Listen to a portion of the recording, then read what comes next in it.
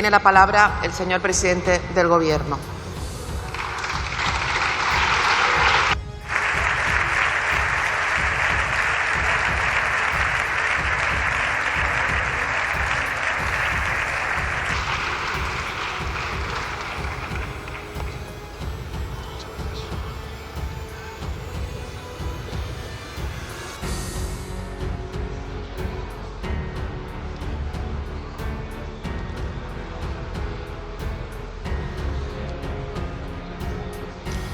Muchas gracias, señora presidenta. Señoras y señores diputados, buenos días. Comparezco, como ha dicho la presidenta, ante ustedes para informarles de las medidas que la Unión Europea y también los Estados miembros estamos adoptando para afrontar los cambios geopolíticos que se están produciendo en el mundo. Lo hago, señorías, con la prudencia de quien sabe que nos estamos enfrentando a una situación inédita, otra más. Pero también lo hago con la seguridad de que, en fin, tenemos una experiencia acumulada y también con la convicción de que vamos a superarlo y vamos a salir más fuertes también de este embate. Y lo vamos a hacer juntos, unidos. Quisiera comenzar, señorías, esta intervención recordando las palabras de uno de los padres fundadores de la Unión Europea, Jean Monnet, que dijo que Europa se forjaría a base de crisis y que la Unión Europea acabaría siendo la suma de las soluciones que diéramos a cada una de esas crisis. Y creo que Jean Monnet tenía razón, señorías, porque a lo largo de estos últimos 80 años Europa se ha enfrentado a desafíos formidables. La Segunda Guerra Mundial, la escalada nuclear, la fractura geográfica como consecuencia de la Guerra Fría, los cortes energéticos, la espiral inflacionista provocada por la crisis del petróleo, las guerras en los Balcanes occidentales, la amenaza yihadista, la crisis del euro y, por tanto, la crisis financiera, el Brexit, emergencias climáticas que han venido sucediéndose durante estas últimas décadas, no olvidemos la Dana de Valencia y, por supuesto, la terrible pandemia de la COVID-19. A todas estas crisis la Unión supo responder con más unidad, con más integración en tres planos. El primero, el económico, el segundo, el social y, finalmente, el político. Los europeos superamos la dificultad abriendo nuestras fronteras, conectando nuestros mercados, armonizando nuestras leyes, creando una moneda única, mandando a nuestros hijos de Erasmus, viéndolos tejer amistad, casarse con otros y con otras europeos, viéndolos convertirse en un solo pueblo y construir esa nueva segunda patria que es Europa. Cada paso, por tanto, hacia la unidad nos hizo mejores. Con cada crisis, la Unión Europea se volvió más grande, más próspera y, por tanto, más fuerte.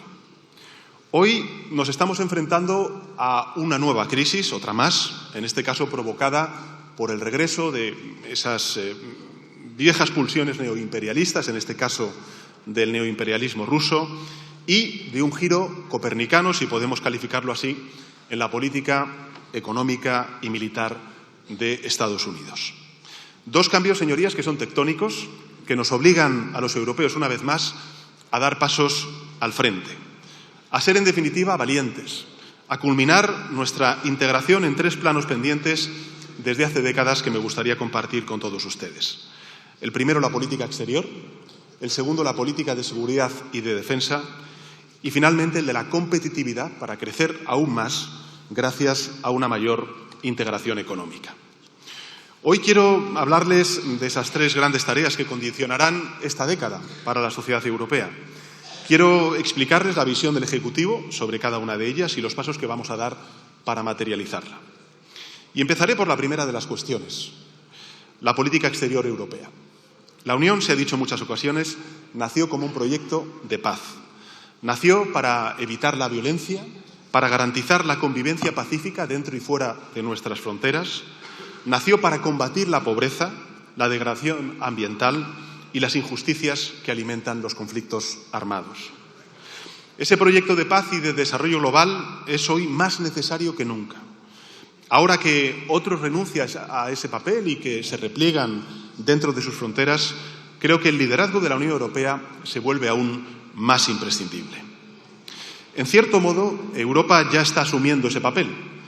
porque no es casualidad que, por ejemplo, el Acuerdo de Mitigación y Adaptación al Cambio Climático lleve el nombre de la capital francesa, los Acuerdos de París. No es casualidad que la Cumbre de los Océanos se celebre este año en Niza, como tampoco es casualidad que la Cumbre sobre la Financiación al Desarrollo se vaya a celebrar en la capital andaluza de Sevilla, en los próximos meses de junio y de julio. La posición del Gobierno de España es clara y contundente a este respecto, señorías. Ahora que otras potencias se repliegan o socavan el multilateralismo, como estamos viendo, Europa debe comprometerse aún más en la resolución de los grandes desafíos y debates globales. Tenemos que hacerlo, por ejemplo, renovando y ampliando nuestro compromiso con los derechos humanos y con el derecho internacional. Debemos hacerlo incrementando nuestra participación en las políticas al desarrollo, ahora que otros recortan esas políticas al desarrollo. Y también en la emergencia climática, la migración, la igualdad de género o la lucha contra la pobreza. Debemos hacerlo fortaleciendo Naciones Unidas y todas las instituciones del orden multilateral. Debemos hacerlo reivindicando el papel de la diplomacia y el respeto a la Carta de los Derechos Humanos de Naciones Unidas. No con dobles estándares, dependiendo del conflicto que tratemos, sino con coherencia, como hace España en Ucrania y también en Gaza. Solo así, señorías, preservaremos la paz en el mundo, con solidaridad y con diplomacia, con coherencia y con compromiso. Esta y no otra debe ser la política exterior de la Unión Europea, la misma que defendió el anterior alto representante español, Josep Borrell, al igual que hizo otro español en su mismo puesto previamente, Javier Solana. Sobre la segunda tarea, la de la seguridad y la defensa, quisiera recordar algo que quizá muchos de los españoles y españolas que estén siguiendo esta intervención por redes sociales o por los medios de comunicación tradicionales desconozcan como es lógico. Y es que, para los padres fundadores de la Unión Europea, la integración militar y securitaria de Europa era tan o más prioritaria que la integración económica. En los años 50 del siglo pasado, Jean Monnet, Robert Schuman y muchos otros impulsaron la llamada creación de una comunidad europea de defensa. Los 6 países fundadores de la Unión Europea apoyaron esta idea y durante varios años se hizo o quisieron hacerla realidad. Pero en el último momento el proyecto sufrió un revés inesperado cuando en 1954 la derecha francesa se negó a firmar su tratado constitutivo. A partir de aquello, la idea de la Comunidad Europea de la Defensa fue aparcada, a pesar de contar con numerosos partidarios. Y lo fue, señorías, por la concatenación de 2 acontecimientos históricos decisivos. En primer lugar, la integración de Alemania en la OTAN, el recrudecimiento de la Guerra Fría, que lo que hizo fue reducir la geopolítica occidental a 2 bloques y empujó a muchos países europeos a desarrollar sus sistemas de seguridad al amparo de Estados Unidos. En segundo lugar, la caída del muro de Berlín y el posterior colapso de la entonces Unión Soviética.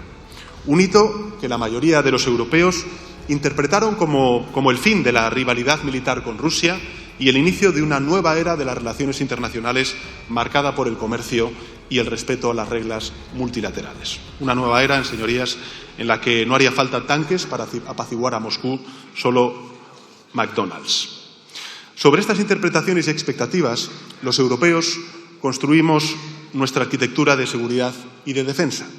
Una arquitectura basada en la transigencia con Rusia, la interdependencia con los Estados Unidos y la división de Europa.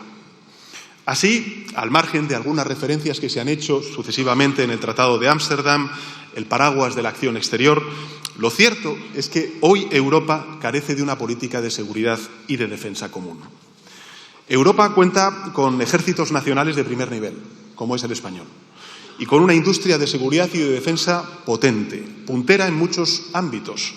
Pero también es cierto que, como consecuencia de esa arquitectura, sufrimos dependencias tecnológicas y productivas severas y bajos niveles de interoperabilidad, por cierto, y coordinación entre nuestras Fuerzas Armadas. Hasta hace poco, esa realidad no era un problema prioritario. Ahora lo es, porque evidentemente el escenario ha cambiado. No por nuestra culpa, ni por nuestra voluntad. Nosotros, los europeos, seguimos creyendo que la diplomacia y que la prosperidad compartida son las mejores herramientas para fraguar una estabilidad y un desarrollo global. Que el respeto al derecho internacional humanitario, son la base para la paz y el progreso de las naciones en un mundo cada vez más multipolar. Y seguimos apostando por un Atlántico unido, por una OTAN fiel a la visión estratégica aprobada hace 3 años, precisamente en la capital de España, en la cumbre celebrada de la OTAN hace 3 años. Pero la realidad, señorías, es que ni Rusia ni Estados Unidos lo ven así. Y debemos aceptarlo. Debemos superar el bloqueo de la melancolía y adaptarnos a esta nueva situación. Por muy descorazonadora que sea, ya no podemos asumir que nos van a proteger nuestros cielos, nuestras infraestructuras o nuestras fronteras. Tendremos que hacerlo nosotros y debemos hacerlo de forma inteligente, eficaz y coordinada. Por tanto, el momento es ahora. Hay que recuperar el proyecto de nuestros padres fundadores, allá por la década de 1950, y avanzar hacia la integración de una política de seguridad y de defensa europea. ¿Cómo lograrlo? Esta es la cuestión. ¿Cómo lograrlo? Esto es justo lo que ahora mismo estamos debatiendo todos los gobiernos de los Estados miembros conjuntamente con la Comisión Europea. Como saben, la semana pasada, y fue objeto de debate en el Consejo Europeo, la presidenta von der Leyen presentó el Libro Blanco de la Defensa, en el que se fijan varias prioridades: compras conjuntas, agregación de la demanda, puesta en marcha de proyectos comunitarios de innovación, formación e industria. Nosotros, señorías, como Gobierno de España apoyamos estas medidas, aunque es evidente que quedan cuestiones importantes por aclarar. Una de ellas es determinar cuánto más habrá que invertir en seguridad y defensa y cómo se va a financiar esa inversión. Algunos Estados miembros, señorías, hablan del 2% del Producto Interior Bruto. Otros hablan del 3% del Producto Interior Bruto. Otros hablan incluso del 5% del Producto Interior Bruto, como ocurre en países limítrofes con Ucrania y con Rusia, como es el caso de Polonia. De momento, señorías, lo que puedo trasladarles es que son especulaciones. Pero sí contamos con alguna certeza que quisiera recordar hoy aquí. La primera es que el 5 de septiembre de 2014, el gobierno de entonces, el gobierno del presidente Mariano Rajoy, se comprometió a que España llegaría al 2% del Producto Interior Bruto en el año 2024. Lo hizo en la cumbre de Gales de la OTAN ante 21 Estados miembros de la Unión Europea. Y, por cierto, sin consultar o dar explicaciones previas en el Congreso de los Diputados. Ahora nuestros aliados nos piden que cumplamos con este compromiso. Y lo vamos a hacer. Y lo vamos a hacer, señorías, y esto quiero también trasladárselo a los españoles y españolas directamente, por 2 motivos. El primero, por un compromiso europeísta. Porque la Unión Europea ha estado con nosotros cuando nosotros la hemos necesitado. La última cuestión, la pandemia y los fondos Next Generation. Y ahora nosotros tenemos que estar con ella, como una de sus grandes potencias, que somos. En este mundo de grandes potencias al que nos dirigimos, España evidentemente no puede quedarse fuera del consenso comunitario.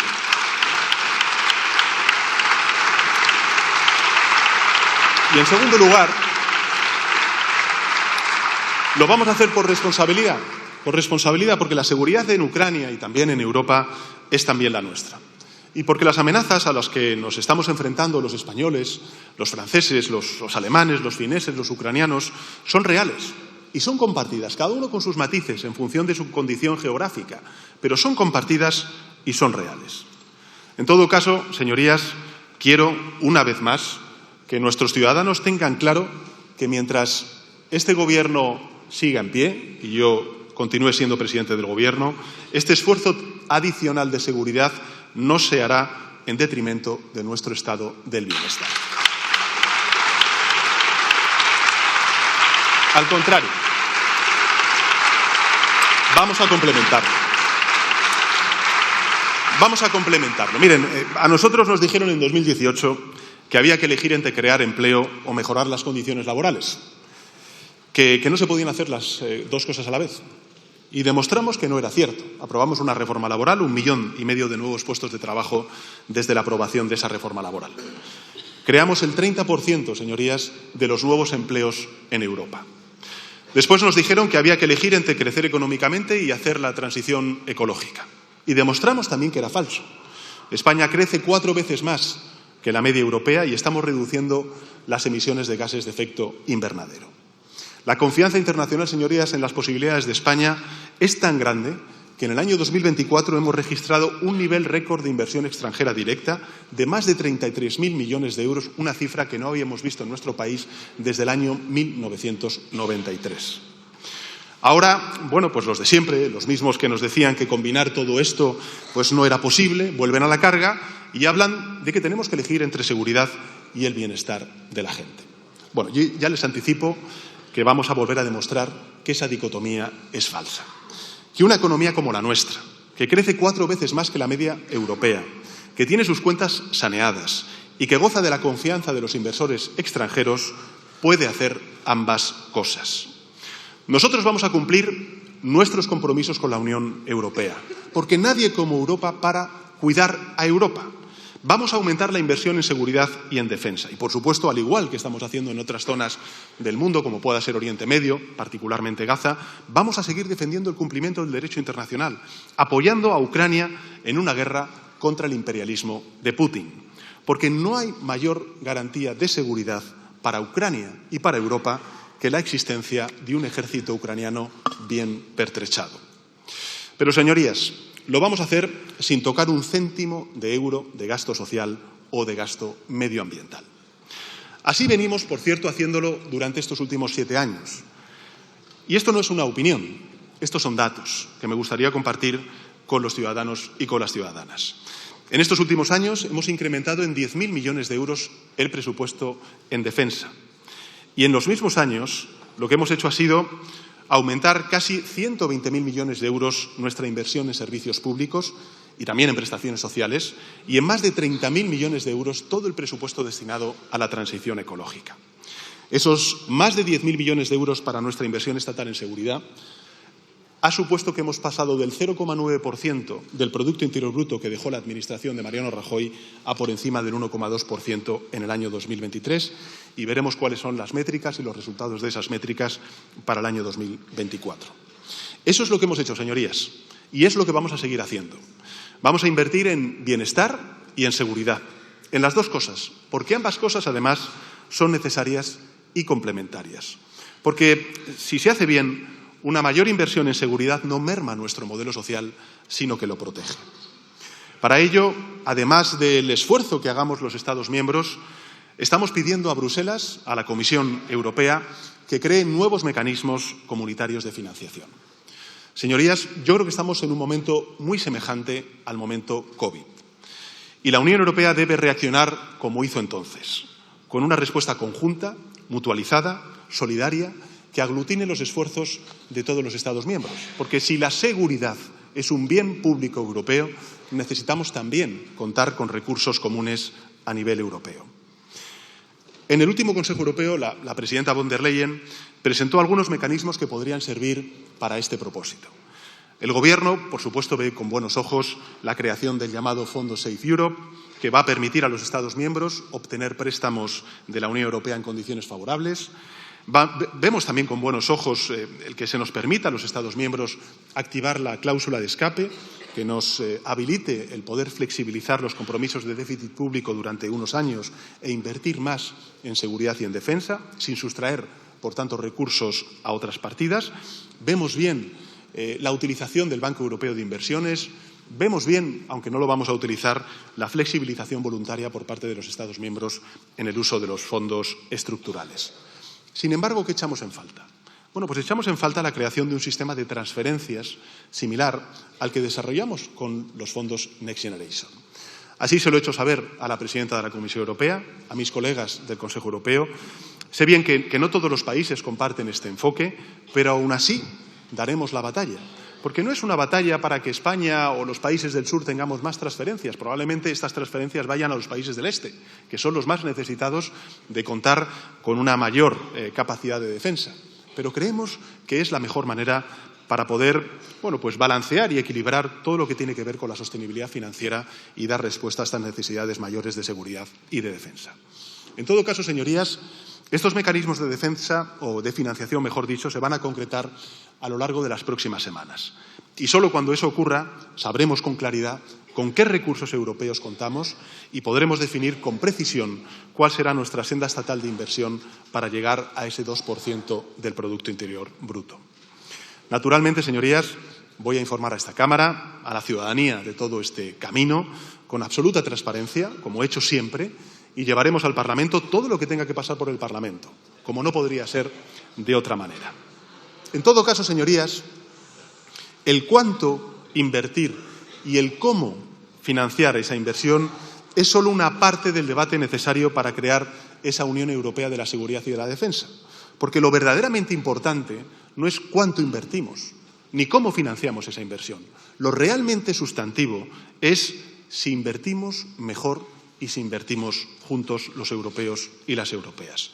Y con eso quiero decir dos cosas fundamentales, señorías. La primera es que los europeos debemos pasar de poner en común nuestras políticas de seguridad y de defensa, que es lo que hemos hecho durante este tiempo, a desarrollar una política de seguridad y de defensa común, con instrumentos de financiación únicos, como el que, por ejemplo, nosotros hemos propuesto, con compras conjuntas, como por ejemplo hicimos durante la época de la COVID con las vacunas. Tenemos que desarrollar consorcios industriales paneuropeos, como hicimos con Airbus, aumentando la interoperabilidad de nuestros equipos, como ya estamos haciendo, por cierto, en algunos ámbitos. Y, por supuesto, lo que debemos hacer es crear el ejército europeo, unas fuerzas armadas comunitarias, integradas por 27 países, para guiarla con la misma bandera y con los mismos intereses. Solo así nos convertiremos en una verdadera unión y garantizaremos una paz duradera en nuestra región. En segundo lugar, señorías, los europeos tenemos que dejar de mirar al futuro con ojos del pasado y tenemos que prepararnos para las nuevas amenazas que nos estamos enfrentando ya como sociedad. Esta es, creo, una idea clave que me gustaría transmitir a la ciudadanía. Porque la naturaleza de los conflictos, lo sabemos todos, ha cambiado. Lo estamos viendo en Ucrania. Ahora los enemigos de Europa y también de la democracia, aquellos que quieren anexionarse unilateralmente Ucrania, pues emplean otras armas físicas y también fundamentalmente digitales. Emplean drones no tripulados, capaces de recorrer en poco tiempo la distancia entre Crimea y Barcelona y burlar, por tanto, nuestras defensas aéreas.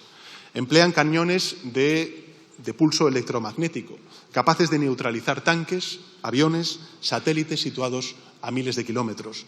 Emplean fuerzas paramilitares, como han hecho privadas, para sabotear cadenas de suministro e instrumentalizar también flujos migratorios.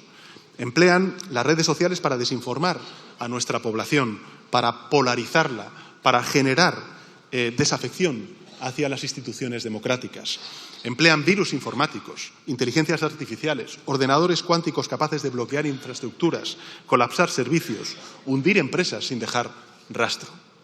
Para que nos hagamos una idea, señorías, en Estonia, hackers rusos lograron tumbar todos los cajeros automáticos y servicios de banca online del país, generando cuantiosas pérdidas. En Dinamarca, bloquearon todos los trenes durante horas. En Ucrania, dejaron sin electricidad a 230.000 personas. En Alemania, en Polonia, en Países Bajos, interrumpieron los servicios de docenas de hospitales. Solo el año pasado, señorías, Europa sufrió cerca de 10.000 ciberataques de peligrosidad crítica, alterando la vida de millones de ciudadanos y causando un daño económico estimado en 44.000 millones de euros, el equivalente, para que nos hagamos una idea, al Producto Interior Bruto de la Comunidad de Aragón. Aquí en España, no somos ajenos a estos ataques, recibimos 177.000 ciberagresiones, 1.000 de las cuales tuvieron como objetivo infraestructuras y servicios críticos. Por tanto, señorías, esta forma de amenaza híbrida, que es como lo llaman los expertos, empleada por Rusia y por otros actores también privados, no es tan visible como la tradicional. No sale en los periódicos, tampoco abre telediarios, pero existe. Está creciendo y supone un riesgo real al que no podemos mirar para otro lado, no podemos seguir ignorando. No podemos vivir bajo la amenaza de que cualquier día un submarino no tripulado interrumpa el tráfico marítimo en el estrecho o corte los cables de fibra que nos conectan con el resto del mundo. O que un grupo de hackers extranjeros hagan colapsar nuestros aeropuertos en plena campaña de verano. O que logren aupar al poder a un títere de Putin, como ya han hecho en varios países de nuestro entorno. Por tanto, Europa, señorías, debe ampliar y debe modernizar nuestros sistemas de seguridad para poder neutralizar todas estas nuevas amenazas híbridas. Y yo creo que España debe y va a contribuir a esta labor. Y lo vamos a hacer siendo fieles a nuestros principios, a nuestros valores, a nuestros intereses sociales, que los tenemos, y, por supuesto, también a nuestros intereses geoestratégicos. Porque nuestros desafíos y amenazas, como país del sur que somos, son algo diferentes a los del este de Europa. Las nuestras son amenazas híbridas, señorías, como las anteriormente expuestas. Las nuestras son amenazas provenientes de la emergencia climática y la respuesta de protección civil que está liderando de manera sobresaliente la UME. Las nuestras es la lucha contra el crimen organizado, contra las mafias que trafican con seres humanos, en colaboración con los países de tránsito y de origen para combatir esa migración irregular. Y, por tanto, el control de fronteras. Y, por supuesto, es enfrentarnos de forma eficaz y eficiente al terrorismo internacional que, desgraciadamente, cada vez está más presente en regiones cercanas, muy próximas desde el punto de vista geoestratégico a nuestro país, como es el Sahel. Nosotros, señorías, vamos a centrarnos en responder a estos desafíos de seguridad. También vamos a centrarnos en desarrollar aquello que nuestra industria sabe producir y que nuestro país y Europa necesitan. Vamos, en primer lugar, a continuar, porque llevamos 7 años haciéndolo, actualizando el equipamiento de nuestras Fuerzas Armadas para que puedan seguir realizando su labor más eficaz y con más seguridad. Vamos a modernizar nuestros sistemas de protección de nuestro espacio aéreo, también de nuestras fronteras. Vamos a desarrollar nuevas capacidades para bloquear los ataques cibernéticos, las campañas de desinformación de agentes extranjeros que sufrimos cada semana. Y, al mismo tiempo, vamos a contribuir a todas las iniciativas de protección y de disuasión que se están impulsando a nivel europeo, especialmente aquellas que están relacionadas con el desarrollo de las capacidades estratégicas en ámbitos como el de la inteligencia, el de la logística, el del mando y control y la defensa aérea. Los europeos, señorías, y los españoles y españolas no somos una amenaza para nadie. No lo somos, nunca lo hemos representado, pero tampoco queremos sentirnos amenazados. No vamos a atacar a ningún territorio, pero vamos a defender nuestro modelo de vida con el mejor talento y las mejores tecnologías que existan. Y, además, vamos a asegurarnos de que ese esfuerzo industrial dé sus frutos y desarrollen y beneficien a España y a Europa.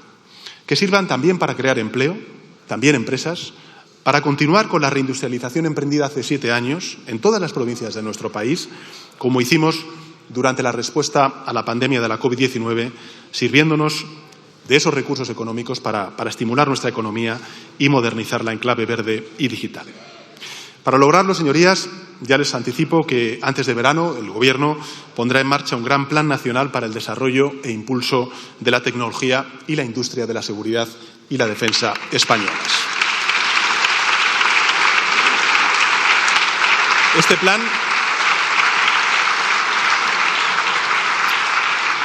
beberá de la experiencia adquirida a lo largo de los últimos años gracias al Plan de Recuperación, Transformación y Resiliencia. Concentrará el grueso de la inversión adicional exigida para cumplir con nuestros socios europeos y va a canalizar programas de colaboración público-privada para crear un nuevo salto tecnológico e industrial en España.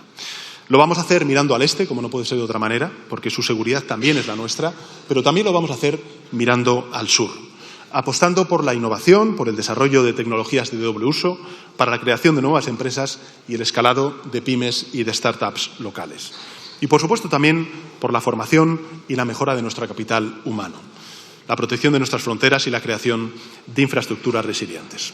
En definitiva, señorías, el objetivo de este plan es que España contribuya y, al mismo tiempo, se beneficie de este estímulo tecnológico e industrial para fortalecer el espacio europeo de la seguridad y la defensa. Pero, insisto, siendo fieles a nuestras prioridades y a nuestros principios.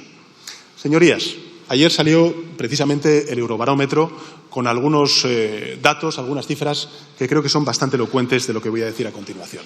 Yo sé que los españoles quieren ayudar a Ucrania, lo sé. Que quieren pararle los pies a Putin, lo sé. Que quieren proteger a Europa.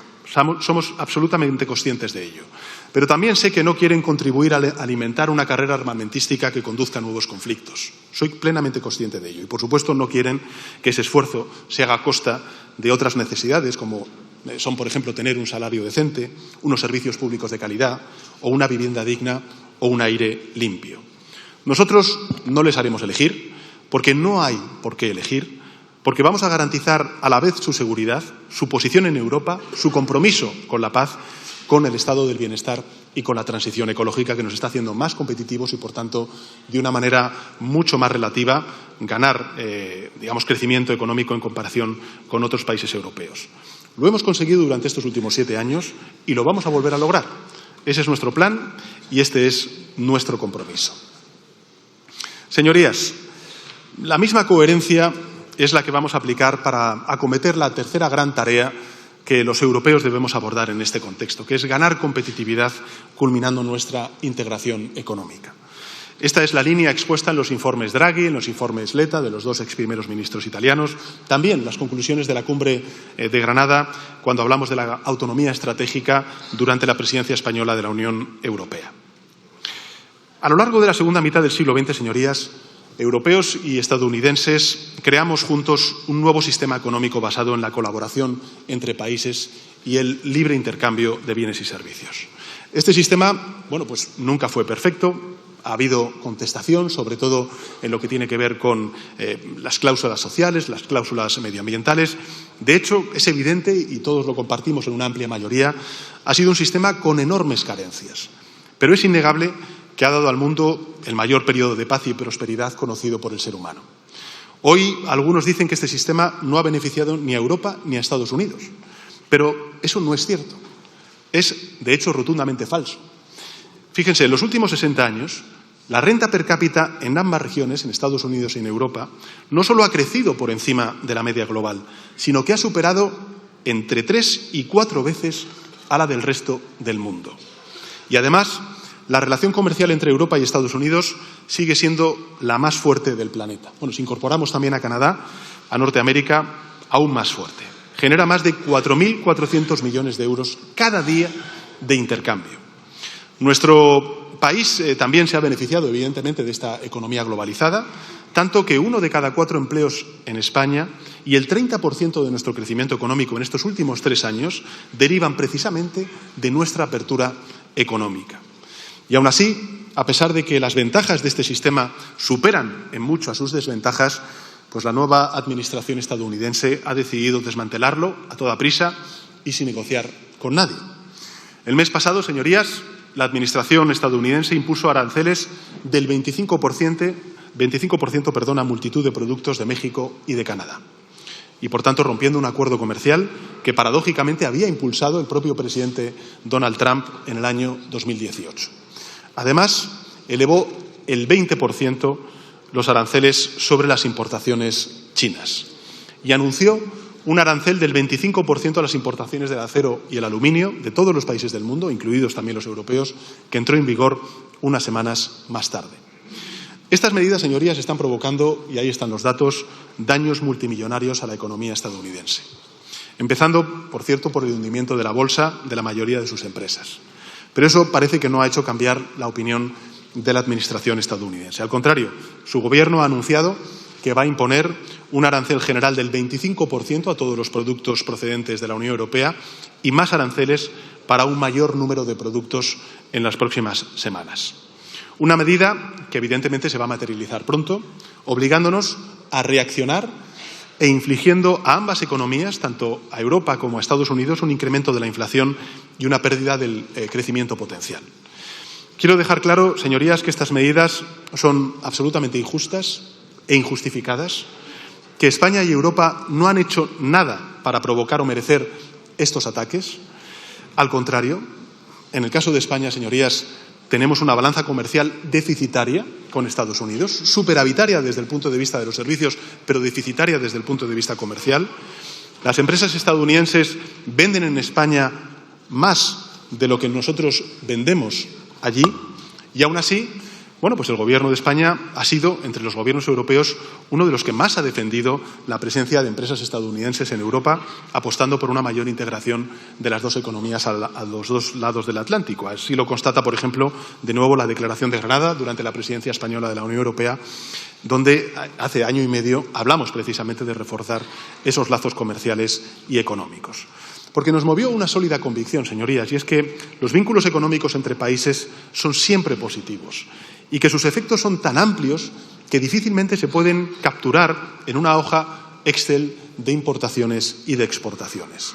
Por eso, ¿qué pedimos? Bueno, pues le pedimos una vez más a la Administración estadounidense que recapacite, que dialogue con la Comisión Europea, que es quien centraliza todas las competencias de comercio por parte de los Estados miembros, que construya puentes en lugar de levantar barreras, que detenga este sinsentido, porque si no lo hace, pues evidentemente los europeos tendremos que defendernos. Y tendremos que hacerlo con 3 criterios. 1, el de la proporcionalidad. 2, el de la rapidez. Y 3, el de la unidad. Por tanto, rapidez, proporcionalidad y unidad. Con la fortaleza, por cierto, que nos da el ser el mayor bloque comercial del mundo, la Unión Europea, y la economía más conectada y resiliente del planeta. Europa, en consecuencia, señorías, es una potencia y responderá como una potencia. Es evidente que no queremos una guerra comercial, pero si tenemos que dar esa guerra comercial, estamos preparados para librarla.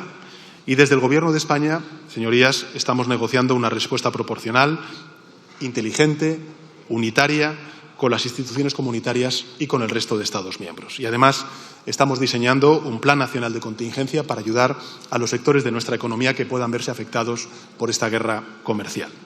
Y en paralelo estamos impulsando nuevas medidas para avanzar en esas 2 soluciones que ya apuntábamos en nuestra estrategia Resilient Unión Europea 2030. Por un lado, tenemos que diversificar los vínculos comerciales de la Unión Europea con el exterior.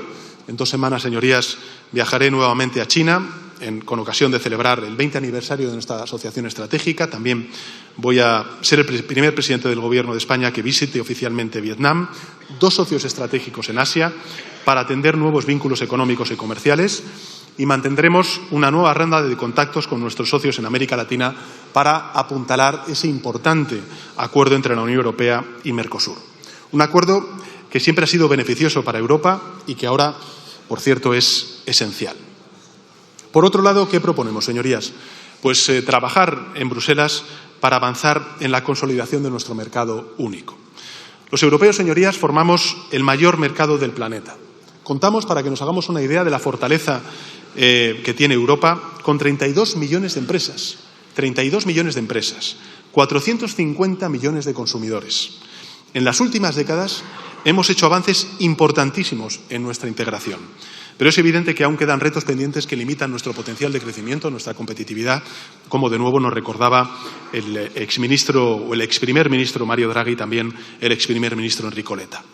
Y, por cierto, barreras que limitan nuestro crecimiento potencial, nuestra competitividad y que impiden, por cierto, el que un español con una pyme en Cuenca pueda expandirse a otros países europeos y crecer. Retos, por tanto, como asimetrías fiscales, divergencias regulatorias, dificultades para exportar servicios, la falta de interconexiones eléctricas, la fragmentación del mercado o incluso la interconexión digital de los flujos financieros. Retos todos ellos que lastran nuestra competitividad y, por tanto, nuestra capacidad de crecer y, posteriormente, de redistribuir los frutos de ese crecimiento a través del pilar social, que también es importante para este Gobierno. En el último Consejo Europeo, señorías, aprobamos un paquete de medidas destinadas a abordar algunas de estas tareas pendientes, como es la creación de productos de ahorro, también de inversiones comunitarios, el desarrollo de una estrategia horizontal en el mercado interior, que se va a presentar en el mes de junio, y en paralelo nuestro Gobierno está negociando con los otros Estados miembros conseguir que la unión de ahorro y de inversión, la unión bancaria, la integración energética o, por qué no, el euro digital se conviertan en una realidad en el presente ciclo legislativo del Parlamento Europeo y también de la Comisión Europea. 4 medidas, la de la unión de ahorro y de inversión, la unión bancaria, la integración energética y el euro digital, que creo que si aplicamos bien podrían ayudarnos a acabar de una vez por todas con la guerra energética de Putin y reducir, señorías, entre un 50 y un 100% el impacto negativo de los aranceles que nos imponga la administración estadounidense de Donald Trump. Y además, desde España hemos propuesto la creación de un laboratorio europeo de competitividad para acelerar la puesta en marcha de soluciones innovadoras y tangibles, una iniciativa que ha tenido una magnífica acogida por parte de los Estados miembros y también por parte de la Comisión Europea. Si hay países, o una amplia mayoría de países, que están deseosos de avanzar en esta integración, pues que haya otros países que no quieren integrarse, que no sean el obstáculo para que se produzca esa mayor integración. Y gracias también a España, señorías, y esto también es un punto muy importante que me gustaría reseñar y compartir con los ciudadanos y ciudadanas que estén siguiendo este debate, gracias a España también se incluyeron menciones en las conclusiones al pilar social, que es sin duda alguna fundamental a la hora de explicar la competitividad en Europa. Pensamos que el mercado único no es la única herramienta que la Unión Europea tiene para superar esta crisis, pero es evidente que es la principal y que por eso debemos hacer todo lo que haga falta para convertirlo en realidad. Señorías, concluyo. Y concluyo con unas palabras de otro de los grandes padres de la Unión Europea, que fue Paul Spaak, un gran defensor del multilateralismo, arquitecto de la Unión Europea, la OTAN, de Naciones Unidas, y que en Europa dijo lo siguiente. Dijo que en Europa hay solo dos tipos de países: los países pequeños y los países que aún no saben que son pequeños. Esta afirmación, bastante acertada ya a mediados del siglo XX, hoy debería ser un dogma de realidad, porque vivimos una época de gran incertidumbre internacional. Es evidente que el orden internacional está cambiando, el que conocieron nuestros padres y nuestras madres. Este no termina de morir, tampoco sabemos exactamente cuál va a ser ese nuevo orden internacional. Nadie sabe efectivamente qué es lo que va a pasar. Lo que sí sabemos con certeza es que ya no podemos seguir confiando en la buena voluntad de los demás. No podemos vivir al albur de los cambios de opinión y también de liderazgo que se produzcan en Moscú o en Washington. Los europeos, señorías, debemos aún más ser dueños de nuestro propio destino y debemos poder influir en el destino del mundo, porque muchos de los desafíos a los que nos enfrentamos solo pueden abordarse a escala global. Desde luego, la emergencia climática, el reto migratorio, la lucha contra la pobreza, la igualdad de género son cuestiones que nos afectan a toda la humanidad. Por eso, señorías, los europeos debemos ser más fuertes y solo podemos hacerlo de una forma en este mundo de gigantes, con más unidad, con más Europa. Y, por tanto, ha llegado el momento de dar un paso decisivo, de abrir, creo yo, y lo digo sin ningún tipo de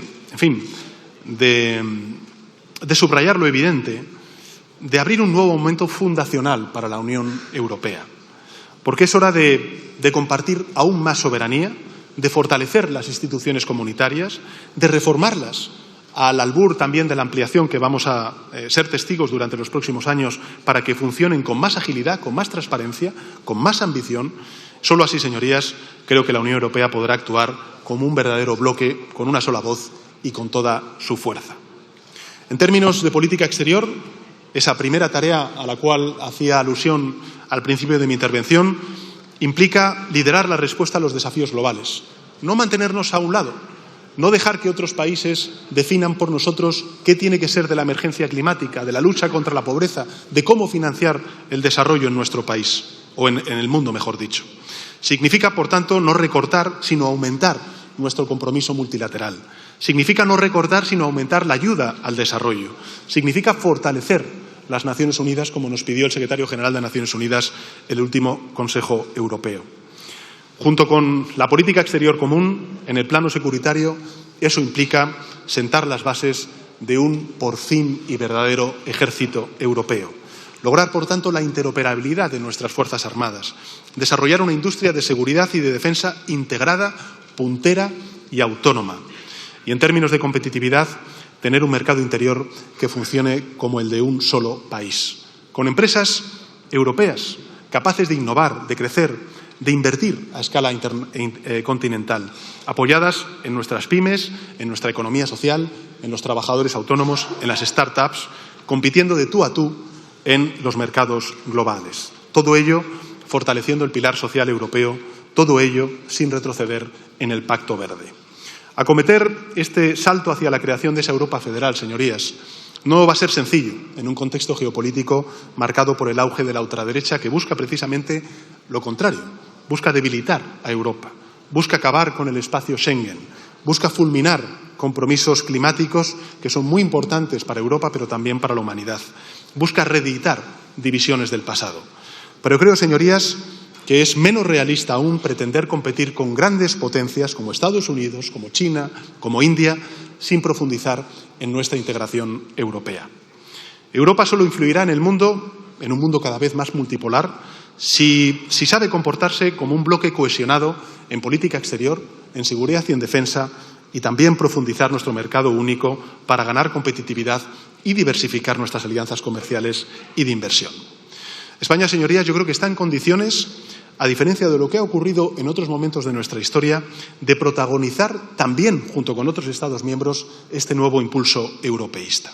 Porque hoy España, señorías, representa el 50% del crecimiento económico europeo, el 30% de los nuevos empleos creados en Europa. Todas las propuestas que hemos hecho a Europa le han sentado bien a Europa y también a España. El Fondo Sur para financiar los ERTE durante la pandemia.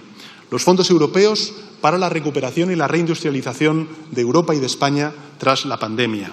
La solución ibérica, el Pacto de Migración y Asilo, la Ley de Inteligencia Artificial, la reforma del mercado eléctrico para proteger a las empresas y consumidores europeos y españoles. Y en esta ocasión, señorías, también España está dispuesta a arrimar el hombro por el bien de España y por el bien de Europa. Por eso vamos a comprometernos aún más que nunca en el multilateralismo. Por eso vamos a cumplir con ese 2% del PIB de inversión en seguridad y en defensa que nos piden nuestros socios europeos. Por eso vamos a acometer esas reformas necesarias para tener un mercado único más fuerte e integrado. Y por eso vamos a seguir impulsando acuerdos con otros bloques regionales. Yo creo que también es muy esperanzador el último viaje que hizo la presidenta von der Leyen a India, precisamente para lograr ese acuerdo de libre comercio a finales de año entre el bloque de la Unión Europea y la India. En definitiva, señorías, el camino de la integración no va a ser fácil, nunca lo ha sido, porque hay que ceder y compartir soberanía.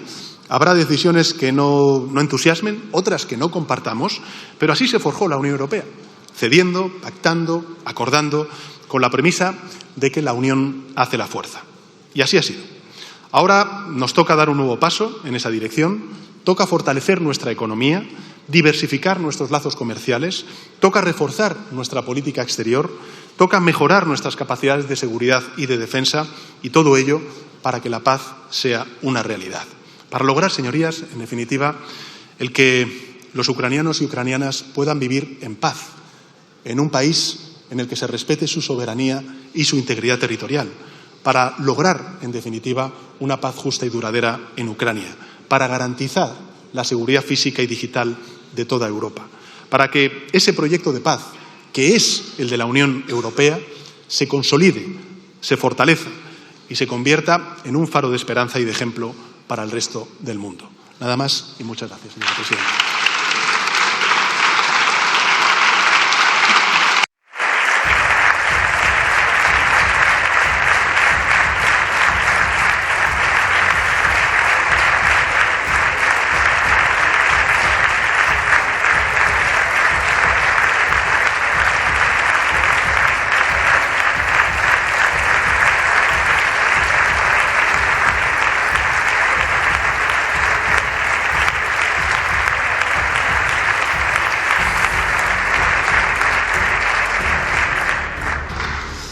Muchas gracias, señor presidente. A continuación intervendrán los diferentes grupos parlamentarios. En primer lugar, por el Grupo Parlamentario Popular, tiene la palabra.